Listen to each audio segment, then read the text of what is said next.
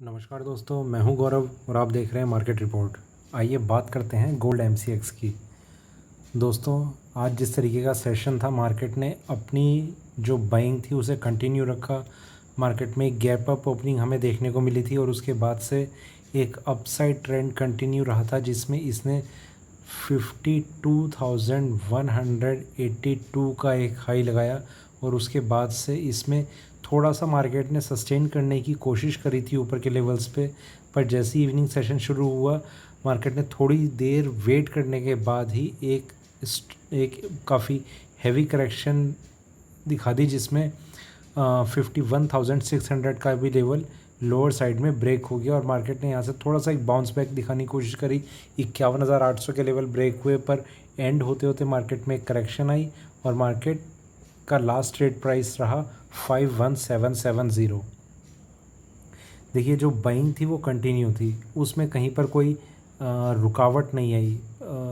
एक price level था 52,000, जिसके ऊपर ये एक्सपेक्ट कर रहे थे कि मार्केट और ज़्यादा तेज़ हो सकता है, पर उतना ज़्यादा तेज़ नहीं हो पाया। उसका एक रीज़न जो कि क्रूड में एक जो डाउन साइड थी वो कहीं ना कहीं हमें ख़त्म होती हुई नज़र आ रही है, और जिसकी वजह से गोल्ड में ऊपर जो सस्टेन करने के चांस बन रहे थे वो नहीं बन पाए। दूसरा एक और रीज़न है, जो और ज़्यादा मेजर रीज़न है, वो ये है कि एफएमसी की मीटिंग है आज, और रात को इंटरेस्ट रेट पे एक डिसीज़न लिया जाएगा। हाइक करने हैं, कम करने हैं, जो भी रहेगा, तो उसके चलते एक अनसर्टेनिटी मार्केट में बनी हुई है। तो एक किस तरीके का ट्रेंड रह सकता है, उसमें कुछ अनसर्टेनिटी हमेशा ज़्यादा रहती है। जब मार्केट में एक न्यूज़ का एक वेट होता है, तो उसका वेट आज रात को ख़त्म हो जाएगा। तो जो भी वो लेवल्स रहे, मतलब इंटरेस्ट रेट का डिसीज़न रहेगा, उसके बाद का जो मार्केट होगा वो ज़्यादा रिलायबल होगा और ज़्यादा एक स्ट्रॉन्गली हमें एक डायरेक्शन दिखा पाएगा कि मार्केट किस तरफ मूव कर रहा है। तो आज के लिए अभी और थोड़ा सा हमें वेट करना चाहिए और बहुत संभल के हमें ट्रेड करना चाहिए। आइए चलते हैं हम 15 मिनट की तरफ। देखिए दोस्तों, यहाँ पर हम देख रहे हैं कि यहाँ जैसे गैप डाउन ओपनिंग हुई थी इधर मार्केट में, यहाँ सॉरी ऊपर ओपनिंग हुई और उसके बाद ये बाइंग आनी शुरू हो गई थी, और उसके बाद आज फिर एक ऊपर बाइंग हुई और मार्केट कंटिन्यूसली ऊपर की साइड पर जाता रहा, जिसमें इसने 52,000 के ऊपर अपने आप को होल्ड करने की कोशिश करी। काफ़ी ज़्यादा कैंडल्स हमें यहाँ पर नज़र आ रही हैं, पर इवनिंग सेशन जैसे स्टार्ट हुआ तो उसने इस चीज़ को सपोर्ट नहीं किया और मार्केट नीचे आकर क्लोज हो गया। ठीक है, आइए थोड़ा सा और आगे बढ़ते हैं, 1 घंटे की तरफ हम चलते हैं। दोस्तों, यहाँ हम देखेंगे कि मार्केट में एक करेक्शन आई थी। यहाँ कुछ इस तरीके का पैटर्न देखा गया, पर ये वाला लेवल ब्रेक नहीं हुआ था। ये यहाँ पर ये प्राइस था 52,160, ये प्राइस था 52,100। यहाँ से मार्केट में फिर एक करेक्शन आई और लोअर लेवल पे 50,363 ये एक लो लगा और यहाँ से मार्केट में एक अपसाइड ट्रेंड हमें देखने को मिल गया। पर ये जो जिस तरीके का ट्रेंड हमने लास्ट ट्रेडिंग सेशन में देखा, ये हाई लगा 52,182। कहीं ना कहीं ये चीज़ ज़रूर है कि इसने अपना जो इस रेजिस्टेंस को भी ब्रेक किया, पर मार्केट ऊपर के लेवल पे सस्टेन नहीं कर पाया। देखिए, उसका मैं आपको फिर से जो मेजर रीज़न है, जो मुझे समझ में आ रहा है, वो सिर्फ एक ही है कि मार्केट थोड़ा एक अनसर्टेन वे में रिएक्ट कर रहा है। जब तक ये इंटरेस्ट रेट के डिसीज़न आउट नहीं हो जाता कि क्या रहेगा क्या नहीं रहेगा, उसके बाद एक डायरेक्शन जो है वो बहुत क्लियर कट डायरेक्शन मिलेगी और मार्केट एक सही डायरेक्शन में मूव करना शुरू कर देगा। आप खुद ही इस चीज़ को ऑब्ज़र्व करेंगे कि मार्केट में अब थोड़ा सा जो ट्रेंड है वो क्लियर होता हुआ हमें नज़र आ रहा है। थोड़ा और आगे की तरफ बढ़ते हैं, हम 4 घंटे की तरफ बढ़ते हैं। ये दोस्तों, यहाँ पर हम देखेंगे एक अप ट्रेंड डाउन, यहाँ से फिर एक बाउंस होने की कोशिश हुई। उसके बाद से यहाँ ये जिस तरीके का एक ट्रेंड बना है, ये इस लेवल को भी ब्रेक कर गया था, पर यहाँ से फिर से हम एक सेलिंग आती हुई देख रहे हैं। एक चीज़ और जो यहाँ पर कुछ क्लियर होती हुई हमें नज़र आ रही है, वो ये कि ये ब्रेकआउट लेवल तो था, अगर थोड़ा सा और होल्ड करता मार्केट अपने आप को इन लेवल्स के ऊपर, पर ये सारा का सारा जोन जो है वो एक सेलिंग जोन इसका बना हुआ है। जिस तरीके से मार्केट में एक करेक्शन हमें देखने को मिली है, ये एक पर्टिकुलर लाइन नहीं है। देखिए ये चीज़ें कंफर्म कभी कभी मार्केट को देखने के बाद होती हैं। इसके ऊपर एक तेज़ी आ सकती थी। मैंने फिर भी बाइंग मैंने बिल्कुल रिकमेंड नहीं करी कि सेलर्स ज़रूर एग्ज़िट कर जाएं इस लेवल को ब्रेक होने के बाद, पर बाइंग बिल्कुल ना करें, क्योंकि एक सेलिंग एक्सपेक्टेड है, वो कभी भी आ सकती है, किसी भी टाइम आ सकती है। तो बिल्कुल वैसा ही हुआ। यहाँ से जैसे ही मार्केट ने एक छोटा सा एक ब्रेकडाउन दिखाया, बहुत स्पीड से मार्केट ने गिरना शुरू कर दिया। आप अगर इसका एक रेंज देखेंगे तो वो कितनी बड़ी है, ऊपर में 52182, नीचे में 51 और 567 इसी के आसपास का एक लो था। तो आप देख सकते हैं कि नीचे से ऊपर तक इसमें ये लगभग 600 पॉइंट से ज़्यादा की एक डाउनसाइड हमें देखने को मिली है। जो गोल्ड के लिए एक नॉर्मल एक एवरेज जो चल रहा है अभी तक इसका, वो यही है कि 600-700 पॉइंट की एवरेज में गोल्ड ट्रेड करता है। अगर इससे कम रहती है तो मार्केट में जो ट्रेडर्स हैं वो गायब होना शुरू हो जाते हैं और एक हेल्दी वॉल्यूम जनरेट नहीं हो पाता। ठीक है, तो इस तरीके का हमने एक ट्रेंड बनता हुआ देखा। अब बात आती है कि अब हम क्या करें, इसमें बाइंग में बने रहें, सेलिंग में बने रहें, अपनी सेलिंग की पोजीशन को या बाइंग की पोजीशन को होल्ड करके रखें, या फिर कुछ ना करें। देखिए दोस्तों, जो जिनकी अभी कोई पोजीशन नहीं है, मैं उनसे ये कहना चाहूँगा कि आज का दिन वो हो सके तो अभी अवॉइड करें, और अगर वो ट्रेड करते भी हैं तो बहुत एक छोटा सा स्टॉप लॉस लेके मार्केट में वो ट्रेड कर सकते हैं, और अपनी पोजीशन को सिर्फ़ और सिर्फ इंट्राडे रखें।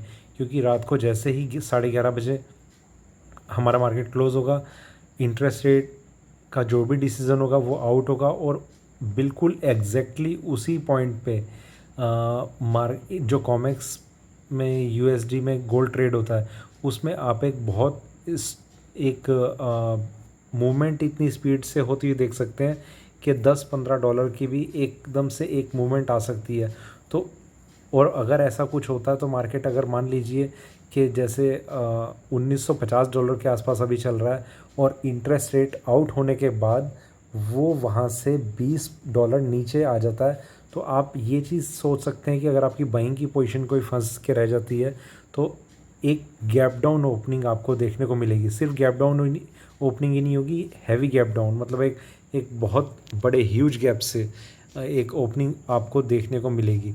और अगर आप सेलिंग की पोजीशन में फंसे रह जाते हैं तो इसी का बिल्कुल एक उल्टा सिनेरियो भी बन सकता है कि मार्केट जो है वो बहुत ज़्यादा ऊपर हमें देखने को मिल सकता है। तो इस अनसर्टेनिटी से बचने के लिए मैं आज के लिए आपसे ये रिक्वेस्ट करूँगा कि आप जो भी ट्रेड लेते हैं वो आप सिर्फ़ और सिर्फ इंट्राडे के लिए लीजिए, वही आपके लिए एक सेफेस्ट स्ट्रेटजी हो सकती है अपनी पोजीशंस को संभाल के रखने के लिए। देखिए कल मार्केट ओपन होगा, वो जिस तरीके का भी रहता है उसमें जो भी ट्रेड रहेगा वो हम एक फ़्रेश ट्रेड में एंटर कर सकते हैं, एक फ़्रेश डिसीज़न के साथ कि इंटरेस्ट रेट आउट हो चुके हैं, मार्केट ने उसे किस तरीके से रिएक्ट किया है। दोस्तों यहाँ मैं एक चीज़ और कहना चाहूँगा आपको। देखिए मेरे पास बहुत सारे मोस्ट ऑफ द केसेस में मैं एक ही चीज़ ऑब्ज़र्व कर रहा हूँ कि जिसकी जितनी कैपिटल है वो अपनी हर ट्रेड में ये चाहता है कि मैं सारी की सारी कैपिटल को इसी एक पर्टिकुलर कमोडिटी में यूटिलाइज़ कर लूँ। देखिए वो बहुत ही गलत स्ट्रेटजी है, और बहुत सारे ऐसे ट्रेडर्स हैं जो डब्बा ट्रेडिंग कर रहे हैं। देखिए डब्बा ट्रेडिंग को मैं कुछ ऐसा नहीं कि देखिए वो गवर्नमेंट के पॉइंट ऑफ व्यू से इतना ज़रूर है कि गवर्नमेंट को उसका टैक्स नहीं जाता तो ये इलीगल माना जाता है, पर एज अ ट्रेडर मैं आपसे ये कहना चाहता हूँ कि अगर आप डब्बा ट्रेडिंग भी करते हैं तो आप अपनी पोजीशन को उस तरीके से लीजिए कि उसका मार्जिन आपके पास होना चाहिए। अगर आपके पास उसका मार्जिन नहीं है और आप ब्लाइंडली एक ट्रेड में एंटर होना चाह रहे हैं, इसका मैं आपको एक एग्जांपल देता हूँ। मान लीजिए आपके पास मतलब जो भी आप फंड्स हैं वो अरेंज कर सकते हैं, उसकी फ़िगर है 1 लाख रुपीज़। ठीक है, 1 लाख रुपीज़ आप अरेंज कर सकते हैं, और आपने कोई पोजीशन ऐसी ले ली, क्योंकि हमारे पास लीवरेज पूरी की पूरी रहती है, हम कितना मर्जी ट्रेड कर सकते हैं जब हमारे पास एक डब्बा ट्रेडिंग का ऑप्शन होता है। मान लेते हैं कि आपने 4 गोल्ड में अपनी प्लस की पोजीशन बना ली। दैट मीन्स कि अगर वो गोल्ड 250 रुपये यहाँ से ऊपर या नीचे चला जाता है, मतलब आपकी पोजीशन के अगेंस्ट कहीं भी चला जाता है, तो आपकी ये सारा का सारा फंड बैलेंस ख़त्म हो जाएगा। तो इस चीज़ को आप थोड़ा सा सीरियसली आप लीजिए कि आपका फ़ंड बैलेंस कितना है, कितनी आपको पोजीशन लेनी चाहिए और किस तरीके से आप ट्रेड करते हैं। देखिए, हर किसी की अपनी एक अलग स्ट्रेटजी होती है। कई लोग, मतलब कई ट्रेडर इस तरीके से मार्केट में ट्रेड करते हैं कि अगर उन्हें मंडे को लॉस हो जाएगा तो वो उस लॉस को रिकवर करने के लिए ज़रूर एक और ट्रेड लेंगे, चाहे वो उन्हें मिल रहा है या नहीं मिल रहा।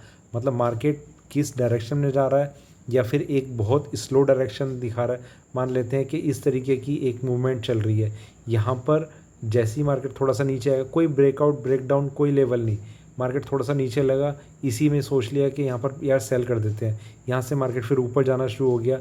यहाँ इस तरीके के ट्रेंड आपको आपके मनी मैनेजमेंट की वजह से आपके लिए एक बहुत ही ख़तरनाक साबित हो सकते हैं।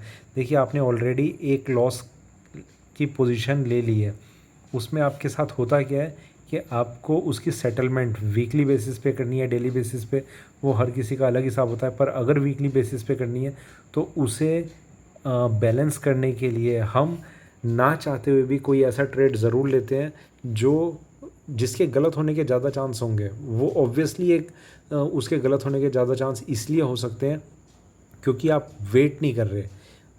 मंडे निकल गया, ट्यूसडे निकल गया, वेडनेसडे, ज़्यादातर ऐसा होता है कि फ्राइडे या थर्सडे का दिन वो होता है जो हम एक्सपेक्ट करते हैं, वो उस दिन थर्सडे या फ्राइडे को, क्योंकि मार्केट एक वीकली क्लोजिंग की तरफ बढ़ चुका होता है और उस दिन सबसे ज़्यादा वो रिएक्ट करता है। तो आप थर्सडे और फ्राइडे तक भी अपने आप को नहीं रोक पाते और उससे पहले आप एक और ट्रेड ले लेते हैं और उसमें फिर लॉस होता है, प्रॉफिट होता है। ये एक चीज़ जो है वो आपके अगेंस्ट चली जाती है। ये सिर्फ मैं उनके लिए बता रहा हूँ, सिर्फ डब्बा ट्रेडर्स के लिए ही नहीं, जो हाई लीवरेज लेके एक किसी ब्रोकर के साथ भी अगर ट्रेड करते हैं तो लीवरेज, देखिए मेरा ये आपसे कहना है कि आप जो भी आप ट्रेड कर रहे हैं उसमें अगर आपके पास 100 रुपये हैं और 100 रुपये अगर एक्सचेंज चार्ज कर रहा है आपसे मार्जिन, तो मैं ये कहता हूँ आपके पास एटलीस्ट 150 रुपये होने चाहिए।